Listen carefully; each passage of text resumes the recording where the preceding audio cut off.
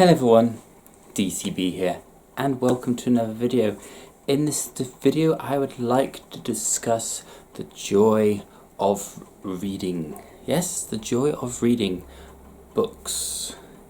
That can be anything you like, from action-adventure, romance, sci-fi and fantasy, or even educational factual books, because there are people out there that enjoy reading that kind of stuff.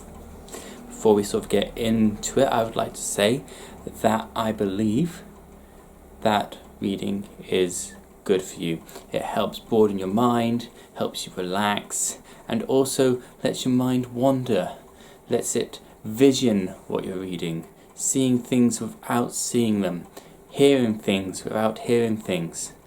Like if you're reading a page and in that page it describes a storm, you can hear the rain and the wind howling through it. You can hear the strain on the people's voices as they're trying to be heard over the sound of the storm. You can feel the weight of the rain as it hits and rebounds off their cloaks, off their garments, and soaks through them. You can hear the emotion in their voices. You can hear what they sound like. You can see what they look like, even though you can't see what they look like, just through the reading of it. Now, I can hear people already saying, well, it's not easy to read. And I would agree with that. I am dyslexic. And I have the trifecta of dyslexia. Not only is my handwriting absolutely atrocious, my spelling incomparable, but my reading ability is very limited. When I read, the words on the page either jumble up completely, as in the individual word, so the letters rearrange themselves, or the words on the page move to different places on the page. So let's try and give an example of this. Say for example, something says something like, life, enjoy the journey, don't wait for the destination. It can go, don't life, the, enjoy, wait, destination for the. For example, it could literally jumble up that badly. Not all the time, but it can do, and it does do, making it very, very difficult to read. Another thing that people say about reading is that when you're reading in that time period, you can't do anything else. I can see where they're coming from, because reading takes your attention. It takes all your attention. You need to be hold the book in your hands, and you need to be looking at the book like that. While you're reading, you can't make tea, you can't cook food, you can't clean.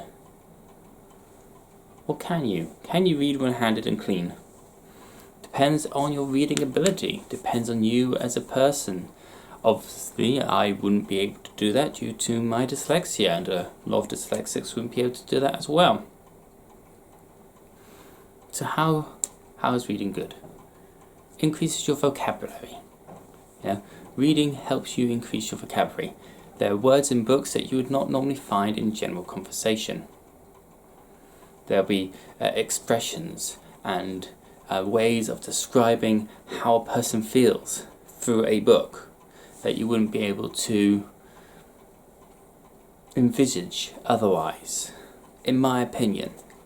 Yes, films and TV programs are great, but they sort of lack, in my personal opinion, the impact of a book. You know, you don't have to imagine things with the television. You don't have to see what the person looks like in your mind. You don't have to construct their persona. And that's the great thing about books.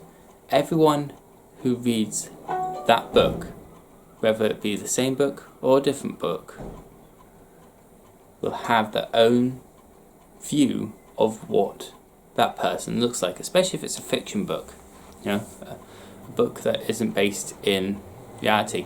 They will have their own conceptions of the characters in that book, have their own sounds of what those characters sound like. You know, they could be, tall, short, fat, thin, white, black, blue eyes, white eyes, yellow eyes, green eyes, brown eyes, indigo eyes. It can have anything, especially if the descriptions of the characters are deliberately vague. And then when you're reading their speeches, you can hear what they sound like, and to each person, that sound of that character is different. And then, of course, you've got the stuff that isn't fiction, the factual books. Those can be informative.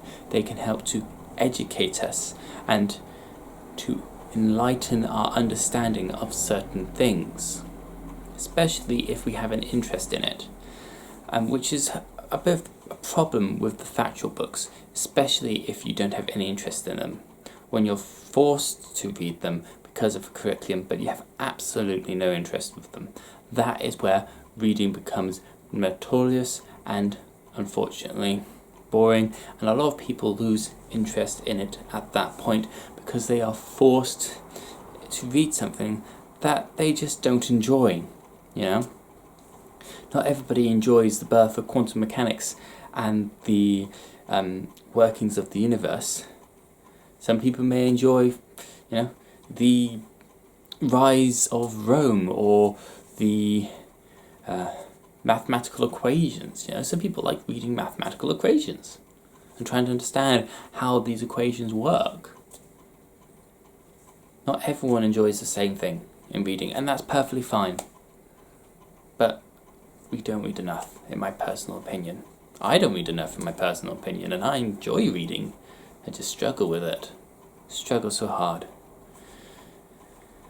There have, of course, been these things called audiobooks, which have come into fruition really in the last few years, where a book is read by a person, whether that be a famous actor or actress, or somebody else that isn't so famous and is a voice actor or voice actress. Those books you can do other stuff with because you're not having to read them. You can listen to it. You can still generate the pictures of what the characters look like, what they're moving like. You can even sort of hear their voices differently to how they're being read from the book. You can see the landscape in your mind. You can still imagine what's going on. I believe that is the most powerful thing of a book, whether it be audible books or if it's a book that you are reading. That it helps increase your imagination. It gets your brain working. It fires those neurons, those electrodes in your brain, making it work, helping it grow, helping you as an individual grow, helps increase your critical thinking, helps your imagination, and helps you develop your understanding, sometimes of worlds that you will never see, because those worlds don't really exist. And that's fine that those worlds don't exist, but they exist in you.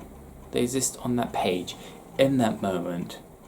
And when somebody else reads that book, they too will be transported to that world. They too will be able to see the thinkings of scholars, of historians, of mathematicians, of scientists, of days of past. Try to understand where they came from and come to their conclusions of what their work means to them. As always, I hope that you enjoyed this video. Leave a like if you have. Click on any of the videos you want. Put your thoughts in your comments below about books and if you agree that reading is an important thing. Subscribe to the channel if you haven't already. And until the next one, this is DCB. Knowledge is power if we use it wisely.